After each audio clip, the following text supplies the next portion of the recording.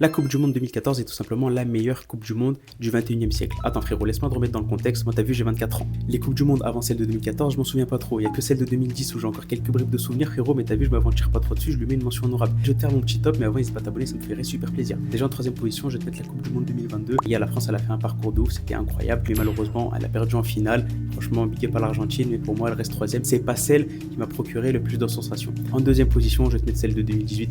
Les gars, franchement, celle de 2018 était incroyable. Le parcours de la France, la demi-volée de Pavard et le triplé de CR7 contre l'Espagne, franchement, elle était vraiment incroyable. Alors, franchement, les gars, moi, elle m'a laissé un bon souvenir. J'avais 16 ans à l'époque et j'ai trop kiffé cette Coupe du Monde. Personnellement, pour moi, mon frère, la meilleure, c'est celle de 2014. Franchement, t'es dans la nation du football, le Brésil. Il y avait une ambiance de malade avec la musique de Shakira. En plus, on la connaît tous. Que dire de plus? Rien que ça, déjà, c'est un argument de malade. Et au niveau des moments iconiques, les gars, il n'y a pas eu mieux. Il y a eu le 7-1 de l'Allemagne contre le Brésil. Il y a eu la blessure de Neymar qui a failli être paralysé, les gars. Il y a eu la découverte devant les yeux du monde entier de James Rodriguez, les gars. Le but de Götze en finale. Non, franchement, les gars, pour moi, cette Coupe du Monde, elle était incroyable et c'est pour moi la meilleure Coupe du Monde